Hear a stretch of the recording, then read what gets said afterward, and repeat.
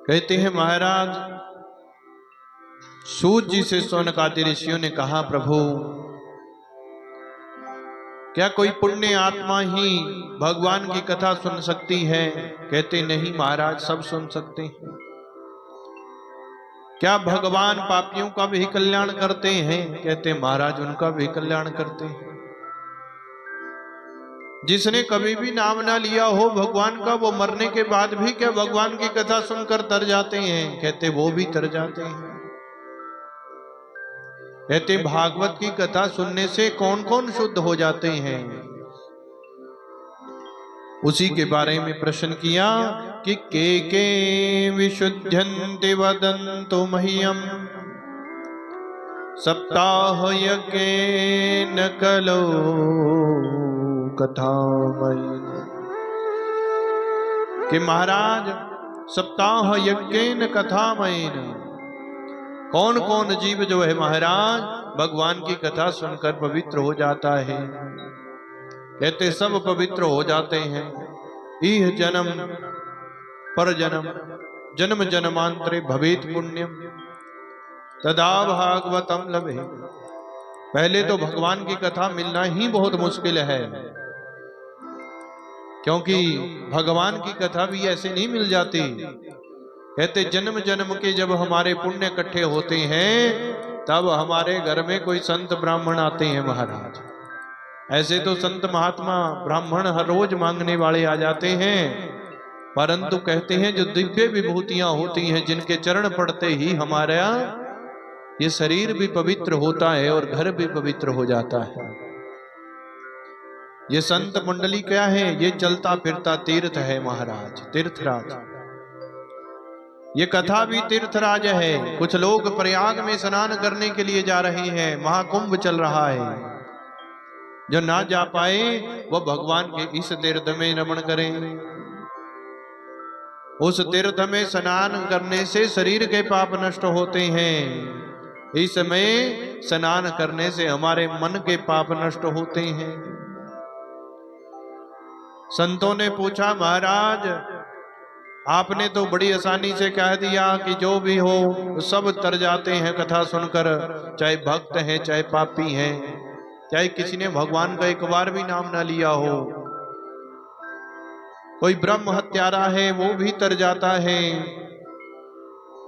गुरु का धन चुराने वाला, गुरु की पत्नी से रमण करने वाला, छोटी कन्याओं को मारने वाला, उनसे रमण करने वाला, सब पवित्र हो जाते हैं। चोरी ठगी डकैती करने वाला, मांस मदिरा का भक्षण करने वाला, सब शुद्ध हो जाते हैं। ये आप कह रहे हैं, परंतु कोई ऐसा इतिहास भी बताइए कि महाराज इस कथा को सुनकर किसी का कल्याण हुआ हो। उन्होंने कहा कि इतिहास हम पुरातन इतिहास है महाराज, कि ये मानवा पाप कृतस्तु सर्वदा। जो मानव जो है सदा ही पाप करते रहते हैं। पाप कहाँ दिखते हैं हमें महाराज?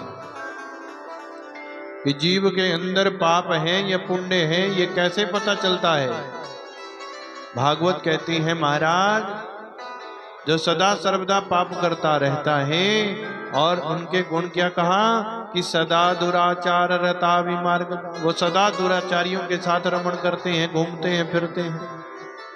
शराबी मिल गया, चोरी करने वाला, डकैती करने वाला, ऐसे दुराचारियों के साथ घूमने वाले पापी हैं, विमार्ग का, जिनका मार्ग गलत है। और क्रोधाग्नि दग्धा कुटिलश्च कामिना, जो क्रोध की अग्नि में हर समय जलते रहते हैं, केवल गुस्सा ही गुस्सा जिनकी नाक पर रहता है, उनके अंदर भी पाप विद्यमान है। कुटिलश्च कामिनः, और उल्टे सीधे काम करते हैं महाराज। माता पिता को सताना, गुरु को सताना, धन चुराना, जुआ खेलना, शराब पीना, कुटिल काम करते हैं, उनमें भी पाप विद्यमान है। ये कब कर्म छूटेंगे? जिस दिन हमारे नाम की कमाई बढ़ जाएगी, जिस दिन पुण्य बढ़ जाएंगे, उस दिन ये सब काम छूट जाते हैं। सप्ताह यज्ञेन कलो पुनन्ति ते। सप्ताह यज्ञ को सुनने से, ज्ञान प्राप्त करने से, कहते हैं मनन करने से, कहते हैं महाराज ऐसे पापी भी मुक्त हो जाते हैं।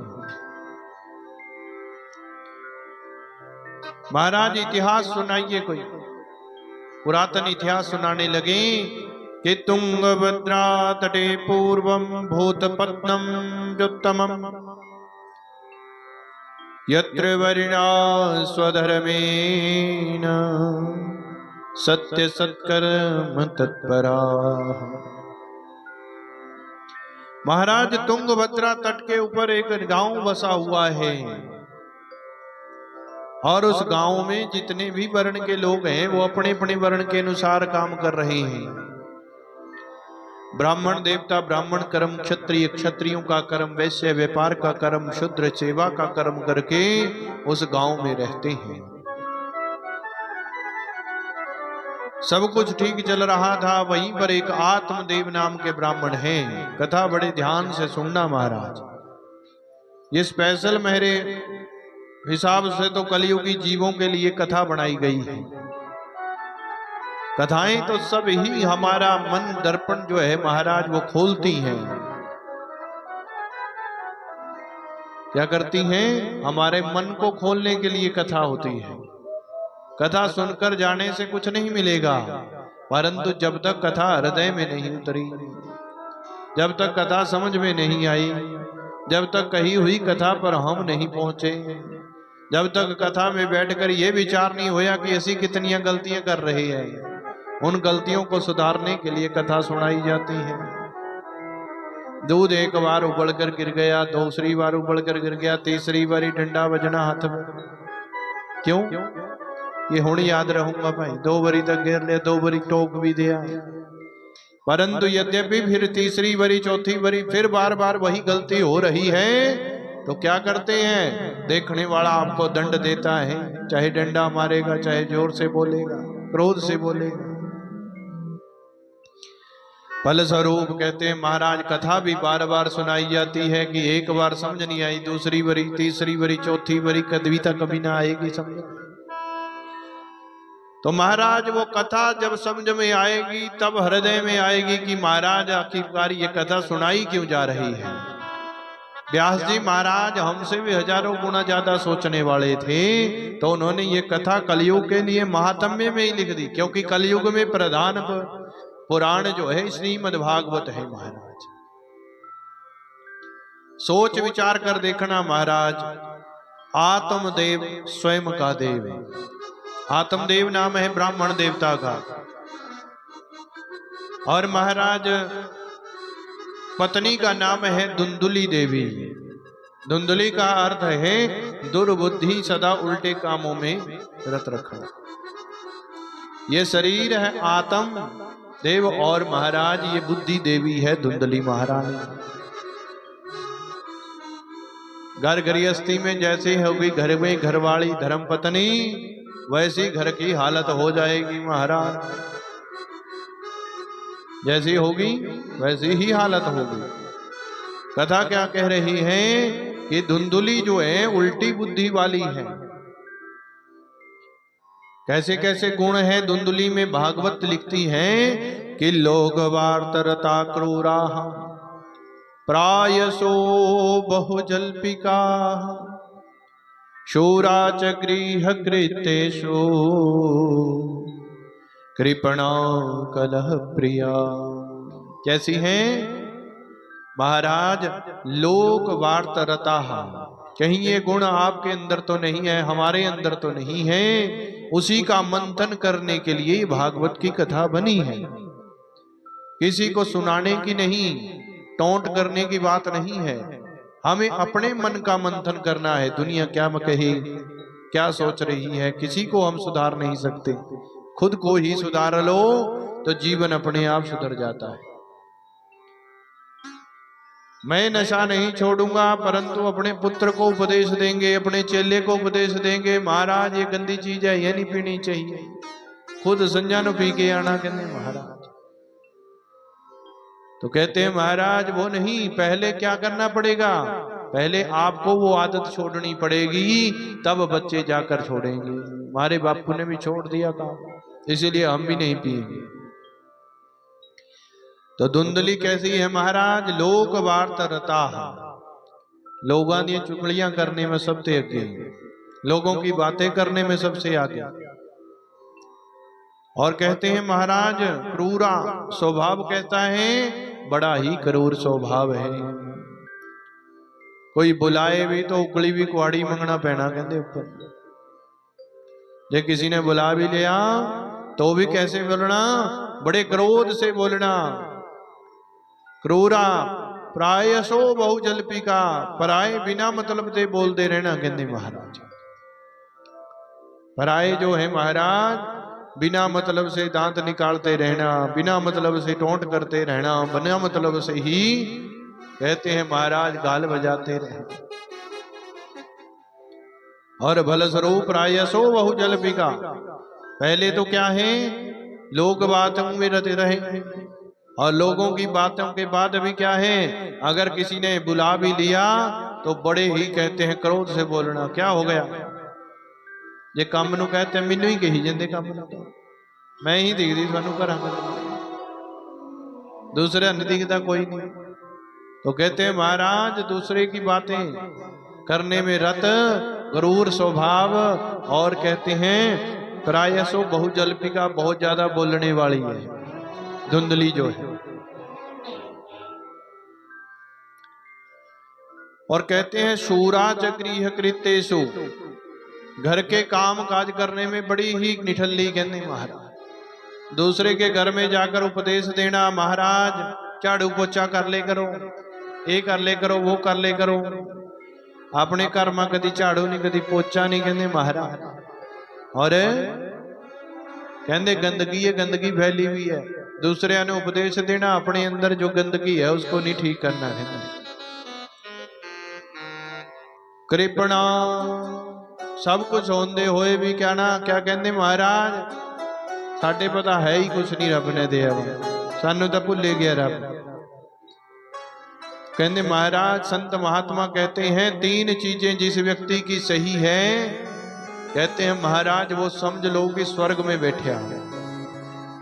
तीन चीजें, सबसे पहली चीज है हमारा शरीर, ये जिनका शरीर स्वस्थ है, चल फिर रहा है, खा रहा है, खाया हुआ पचा रहा है, वो भी स्वर्ग में है। दूसरी चीज कहते राज्य के रोटी मिल रही है। और तीसरी चीज कहते घर में जितने भी सदस्य हैं वो साडे कहने ही माई, तो कहते वो स्वर्ग है। बेशक कहते झोंपड़ी होवे, बेशक कहते मकान छोटा ही होवे, वो गरीबी नहीं है। कहते महाराज तुसी विचार करके देखो कि संसार भगवान ने कैसा बना रखा है।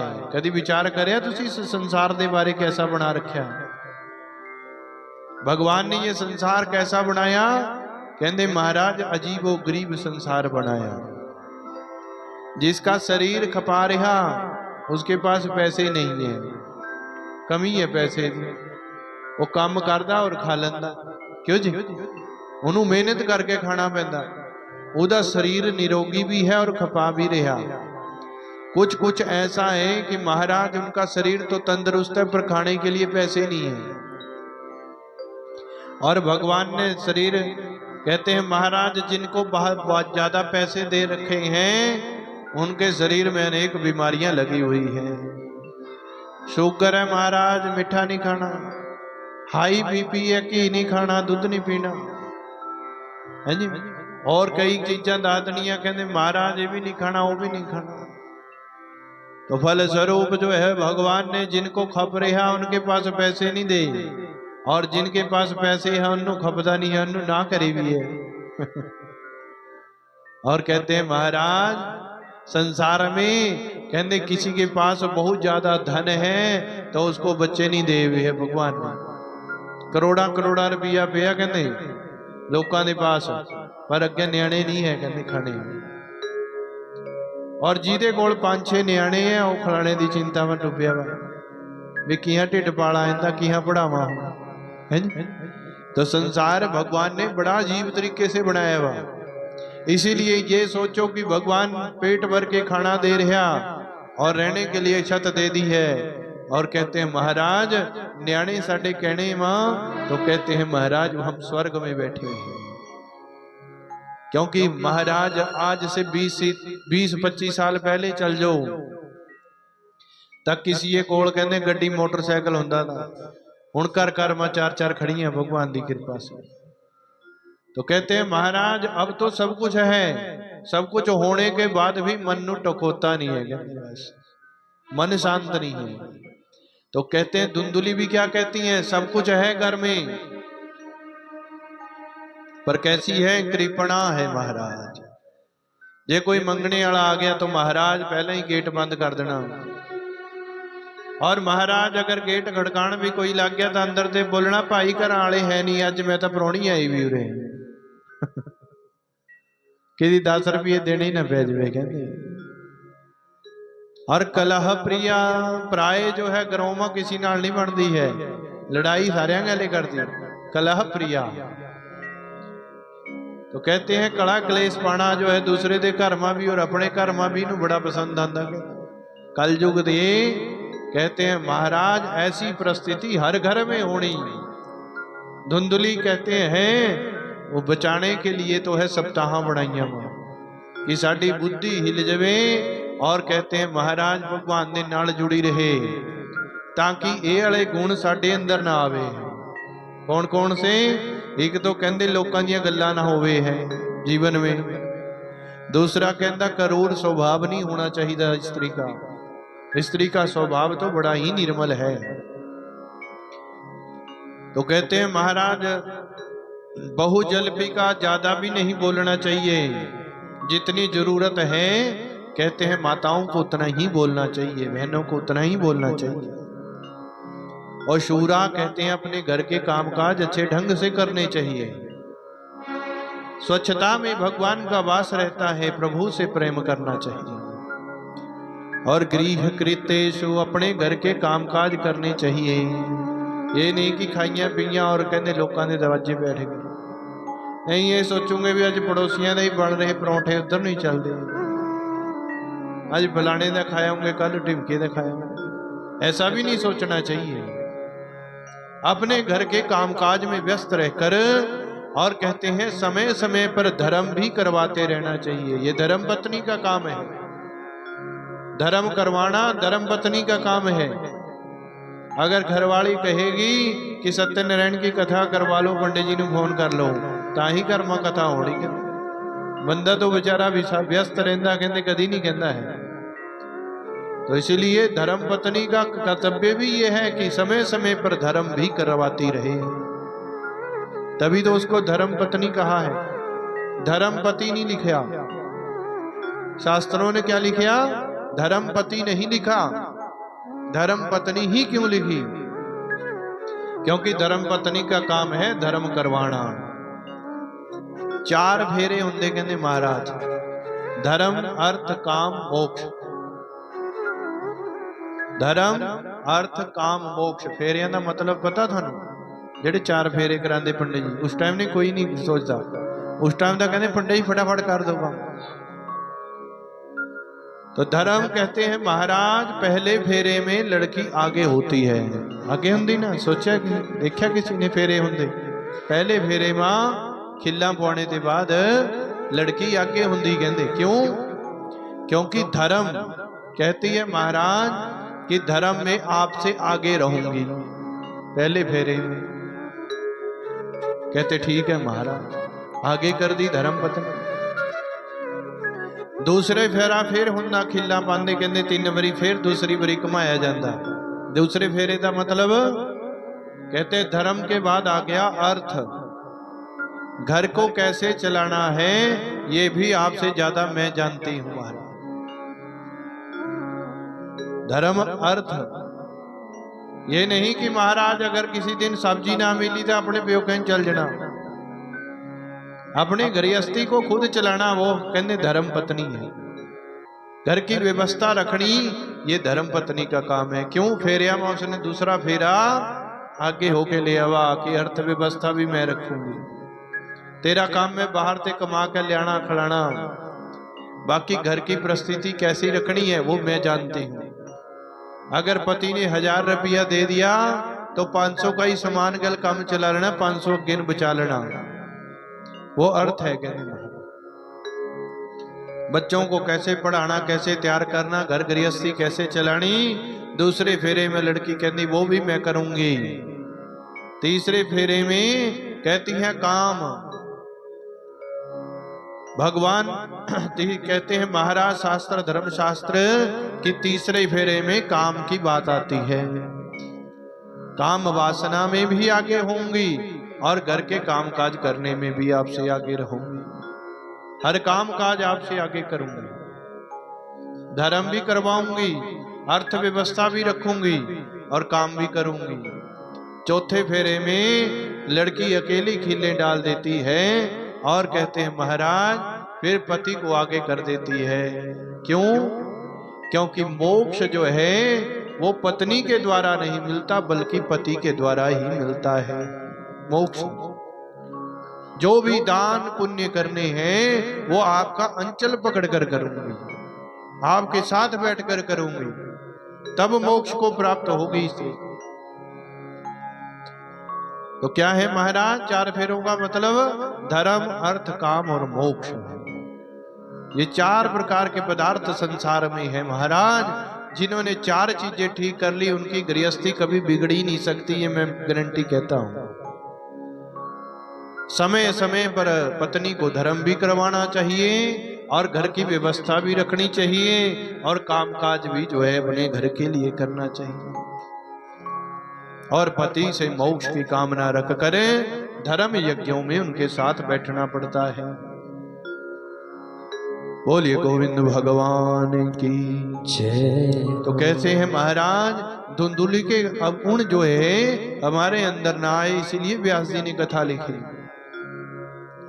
आगे जो है महाराज कहते हैं कि इनके पास कोई संतान नहीं हुई।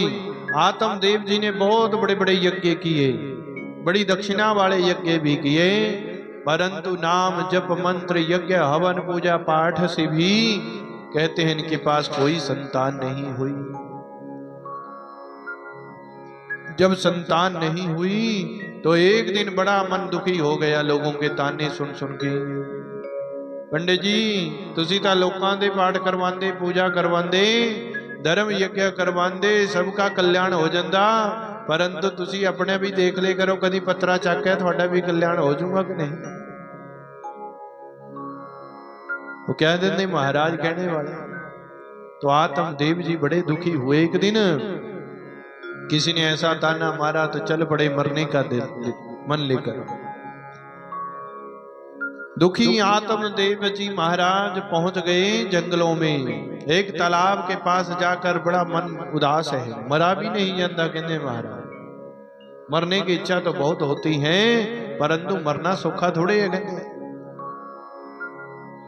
क्रोध में बस में होकर जो है मर जाता है जीव, परंतु अगर कोई अच्छा भला हो तो कहते हैं लोगों के ताने सुन सुन के भी मरा भी नहीं जाता। आत्मदेव बैठ के सोच ही रहा था कि उसी टाइम एक संत महात्मा वहां गए।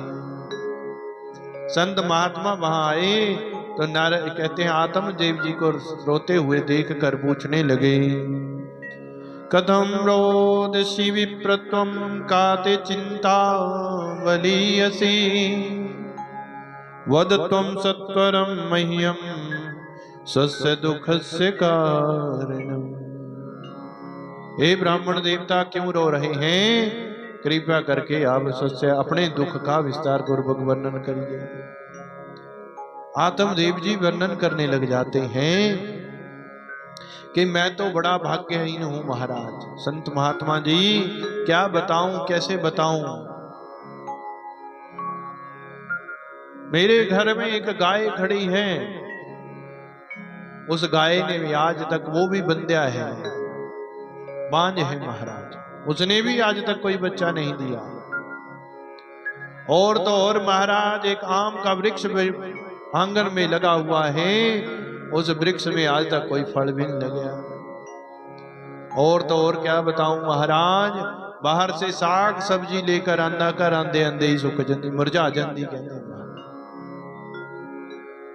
मैं तो इतना बड़ा पापी हूं, इतना बड़ा पापी हूं महाराज, क्या अपने दुख का कारण कहूं।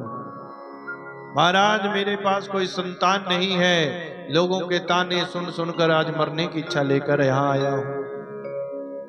संत महात्मा समझाने लगे, मुंचा ज्ञानम प्रजा रूपम बलिष्ठा कर्मणो गति। अरे ब्राह्मण देवता, आप तो ज्ञानी हो, धर्म ग्रंथों को पढ़ने वाले हो, तो महाराज आपको तो ये ज्ञान होना चाहिए कि ये कर्म की गति बड़ी प्रबल है। ये किसी के लिए समय नहीं रुकता, किसी के पास बच्चे है या नहीं है, किसी का विवाह हुआ या नहीं हुआ, तो क्या ये समय रुक जाता है कि भाई हली बाबे का ब्याह करना था ही मरना है ना। क्यों जी, यहाँ तो कुंवारे भी जाएंगे, शादीशुदा भी जाएंगे, बुढ़े भी जाएंगे। तो कहते हैं महाराज ऐसा थोड़ी है कि भाई बाबा हली छड़ा रह गया, जिधर तक ब्याह नहीं होया उधर तक नु है मरना नहीं है। यहाँ तो सब जाएंगे। कर्म की गति बड़ी बलवान है ब्राह्मण देवता। आपने सुना कभी पढ़ा नहीं, जाना नहीं, इसीलिए प्रजा का दुख छोड़ दो, न्याणिया दी आशा छोड़कर अब केवल भगवान से आशा जोड़ लो। आशा एक राम जी से, दूजी आशा छोड़िए। क्या होना चाहिए? आशा एक राम जी से जोड़ लीजिए महाराज, दूसरी आशाएं छोड़ दो। नाता एक राम जी से, दूसरा नाता छोड़िए।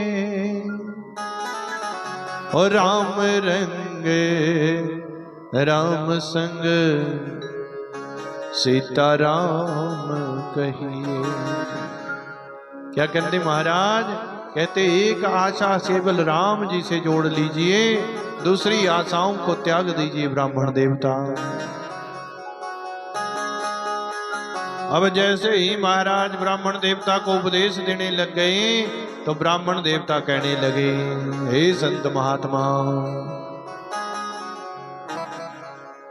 कि आप जैसे उपदेश जो मुझे दे रहे हैं, ऐसे उपदेश तो हम सबको देते हैं।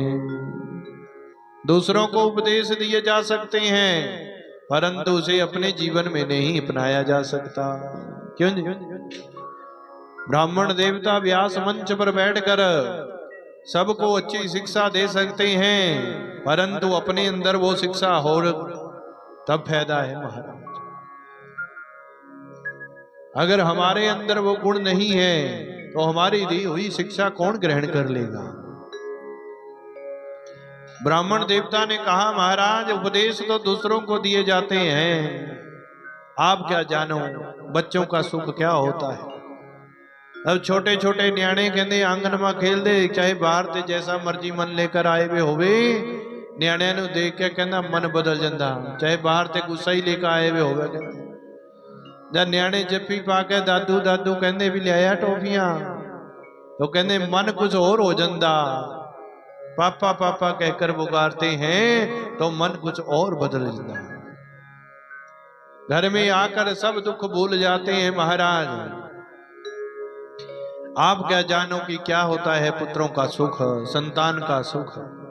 आप तो संत हैं महाराज, आप दूसरों को उपदेश दे सकते हैं। संत महात्मा ने बड़ा समझाया, परंतु समझ में कोई बात नहीं आई, और फल स्वरूप जो है महाराज, अब संत महात्मा से जबरदस्ती कहने लगा, हे संत महात्मा, आप तो सबको जो है फल दे सकते हो, चाहे किसी के भाग्य में पुत्र संतान ना भी हो, तो संतों के अंदर तो इतनी पावर होती है कि वो महाराज अपनी तप तपस्या से ही बच्चे दे देंगे। कहते महाराज मेरी भी आशा पूर्ण कर दीजिए, नहीं तो आपके चरणों में ही सिर पटक पटक कर मर जाऊंगा और ब्रह्म हत्या आपको लगा दूंगा। संत महात्मा विचार करने लगे, माथे की लकीरें पड़ने लगे। जैसे ही माथे की लकीरें पड़ी तो पढ़कर जो है महाराज कहते हैं, अरे ब्राह्मण देवता, मैंने आपके मस्तक की रेखाओं का अध्ययन किया है। और कहते हैं महाराज क्या कहा कि सप्त जन्मावधि तप पुत्रो नहीं वचन वच। हे महाराज, आप इस जन्म में कह रहे हैं आपके तो 7 जन्मों तक संतान का सुख नहीं है। इस जन्म की तो बात ही छोड़ दो, 7 जन्मों तक आगे सुख नहीं है पुत्र का। जो घर में आ भी जाएगा वो भी आपका क्या करेगा, दुख देने वाला ही होगा, दुखदाई पुत्र होगा। परंतु फिर भी विचार किया, जैसे सुना कि 7 जन्मों तक पुत्र का सुख नहीं है, ब्राह्मण देवता का दुख और बढ़ गया, मरने तो आया ही हूं, आपके ही सिर लग के मर जाऊंगा। संत महात्मा के चरणों में दे सिर पटकने लगा जोर जोर से। तो संत महात्मा ने रोका, महाराज रुक जाइए ब्राह्मण देवता, सारे जीवन की तप तपस्या पता नहीं कितने जन्मों तक ब्रह्म हत्या लेकर घूमूंगा। इसीलिए महाराज संत ने कृपा कर दी और कहते हैं महाराज अपनी झोली से एक फल निकाला और दे दिया आत्मदेव जी को।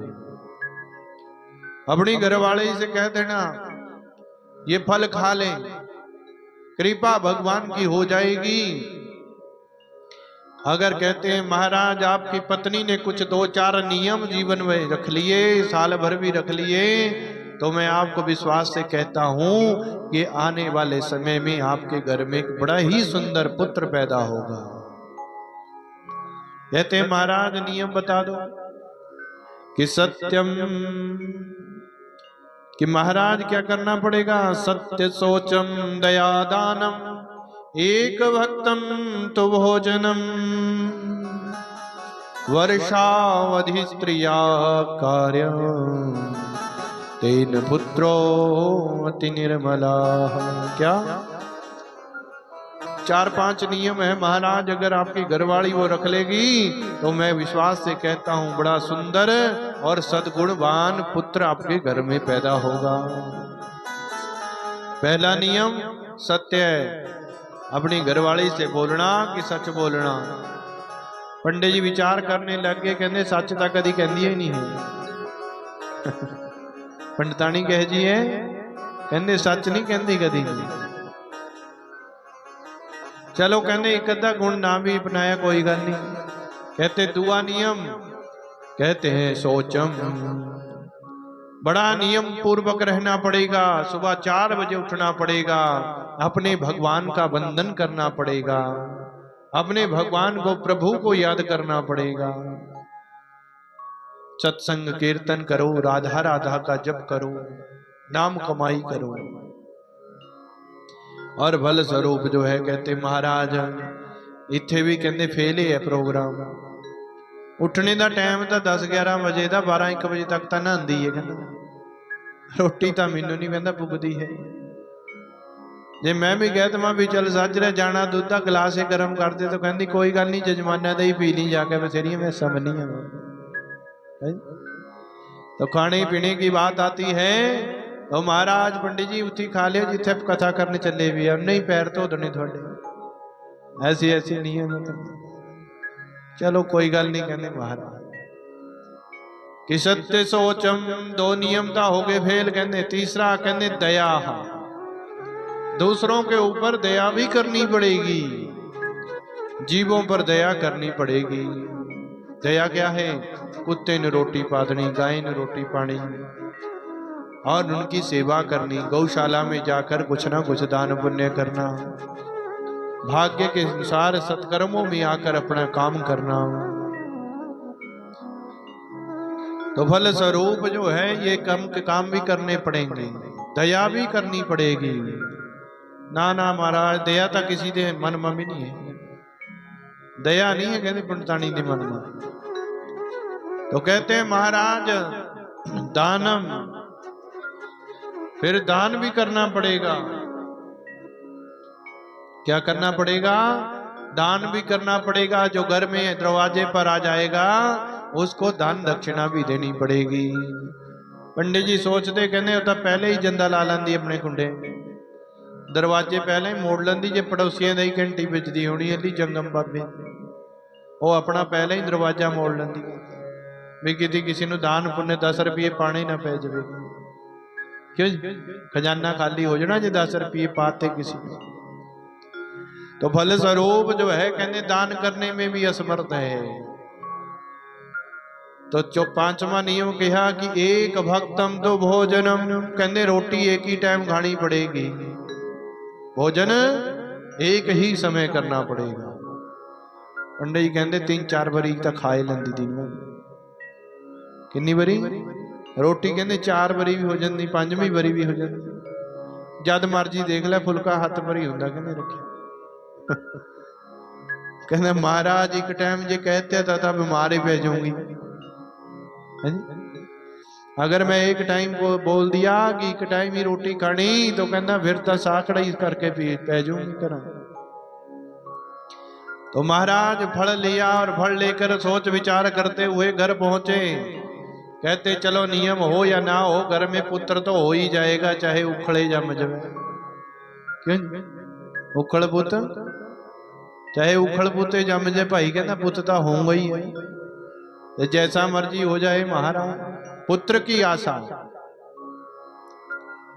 कहते हैं पुत्र होना जरूरी नहीं पुत्र हो या ना हो इससे कोई फर्क नहीं पड़ता संसार में बहुत सी दुनिया ऐसी बैठी है जिनके पास लड़कियां हैं तो लड़की भी संतान है शास्त्र कहते हैं जो लड़की से पैदा हुई संतान है वो भी आपका क्रियाक्रम पिंडदान सब कुछ कर सकती है दोता जिन्हों कहते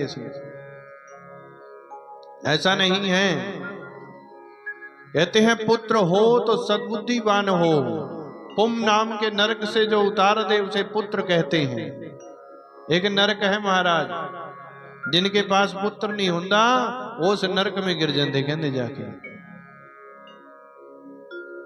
और कहते हैं मगर अगर कहते हैं कि पुत्र तो हो गया परंतु वो शराब पीकर आपका पिंडदान करेगा शराब पीकर आपकी चिता को अग्नि देगा शराब पीकर आपके सत्कर्मों को करेगा जिससे आपको मोक्ष की प्राप्ति होने वाली थी तो आप क्या हो जाएंगे उस नरक से पार नहीं जा पाएंगे पुत्र भी कैसा होना चाहिए कहते अच्छा होना चाहिए पुत्र होना जरूरी नहीं परंतु जो आपका क्रियाक्रम पिंडदान करे विधि विधान से वो पुत्र जो है सत्वान होना चाहिए सत्यवान होना चाहिए 4 भाइयों में से एक भाई के पास भी अगर पुत्र है तो वो चारों पुत्र वाले कहे गए हैं गरुड़ पुराण में ये मत सोचो कि मेरे पास पुत्र नहीं है अगर हम 4 भाई हैं चारों में से एक के पास भी पुत्र हो गया तो वो चारों पुत्र वाले हो जाते हैं शास्त्र कहते हैं